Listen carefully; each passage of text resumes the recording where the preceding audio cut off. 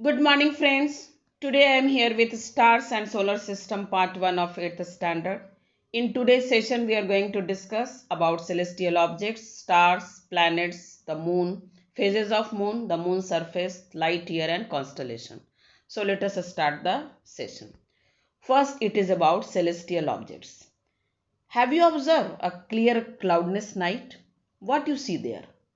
You can see there countless stars, moons, planets, etc. So the stars, the planets, the moon and many other objects that are present in the sky are called as celestial object or celestial body. You may observe in the given figure here also. Now we will discuss about stars. As I have told you, countless stars are seen in the sky during clear night. Stars are those celestial objects that emit their own light, means they have their own light. The characteristic feature of star is that they emit their light. They emit their own light. And that is why they twinkle. Due to this emitting of light, the star seems to be twinkling in the sky. The stars are present in the sky during the daytime also. But why they are not visible during the daytime? It is only due to the bright sunlight of sun. Actually, sun is also a star. Stars are very far away from us, and due to this reason, it looks smaller and all the stars are of not same size. You will find that the stars appear to move from east to west. A star rises in the east in the evening and then it sets in the west in the early morning. In the given figure, you may visualize the clear night of sky with large number of stars, countless stars. You can observe here twinkling of stars. Now we will discuss another celestial objects, that is planet. The planets also looks like a star, but they do not emit their own light. Planet revolves around the sun in a fixed orbit, in a definite path, fixed path. Have you identified or have you seen planet in the sky? How you will identify between planet and stars in the sky? The simplest method of identifying planets from stars is that stars twinkle. Why they twinkle? Because they have their own light. Whereas planets do not, because they don't have their own light. Also, planets keep changing their position with respect to the stars. The time taken by the planet to complete one revolution is called its period of revolution. The period of revolution increases as the distance of the planet increases from the sun. You should know that besides revolving around the sun, a planet also revolves on its own axis like a top. So the time taken by a planet to complete one rotation is called its period of rotation. Some planets have their own satellite revolving around them. Here you can observe all the 8 planets. This figure also depicts about the planets of our solar system. The name of 8 planets are Mercury, Venus, Earth, Mars, Jupiter, Saturn, Uranus and Neptune. Now our next topic is moon. Have you seen moon in the sky? I hope you all have seen. What about the shape of the moon? Is the shape of the moon is same every night? So here we are going to discuss all this. Moon is a satellite of Earth. When any celestial body is revolving around another celestial body, then it is called its satellite. So moon is the satellite of Earth. Moon is a non-luminous object, means it do not emit their own light, but it is made visible to us due to the reflected sunlight. Means sunlight falls on the moon and it gets reflected back. So that is why we are able to visualize moon. Just I have asked you one question about the shape of the moon. The shape of the moon is not same every day. It is changing every day. The day on which the whole disk of the moon is seen, it is called as full moon day. On the 15th day of full moon, the moon is not visible. This is called a new moon day. On the next day of the new moon day, only a small portion of the moon appears in the sky, and this moon is called as crescent moon. The moon revolves round the earth, and both earth and moon revolves round the sun.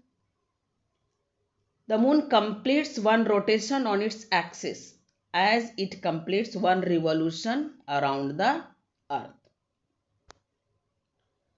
In the given figure, you can observe whole disk of moon.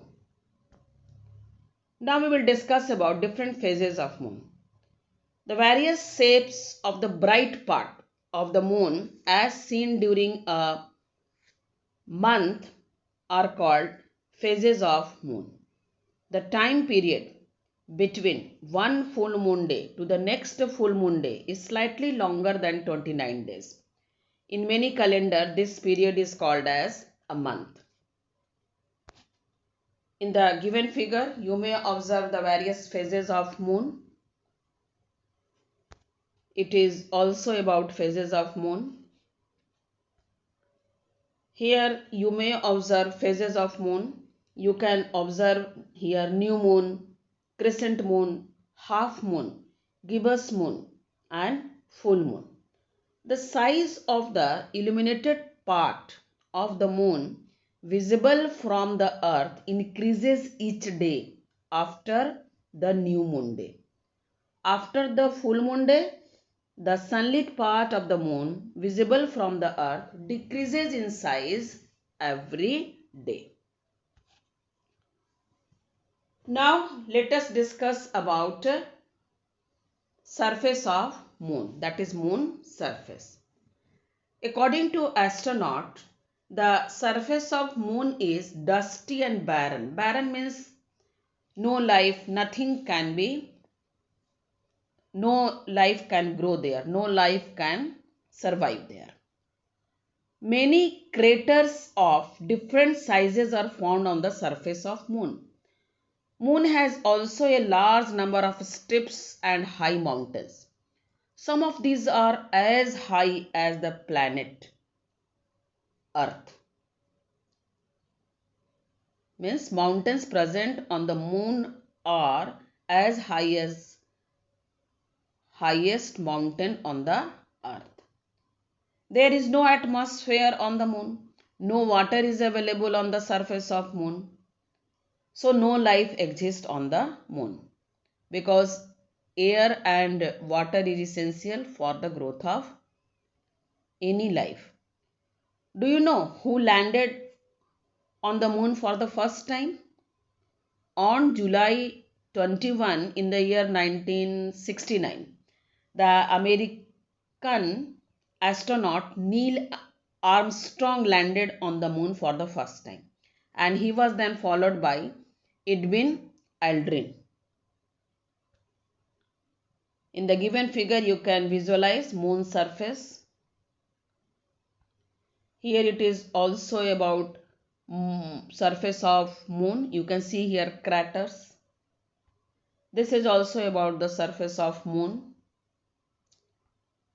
Now our next topic is light year.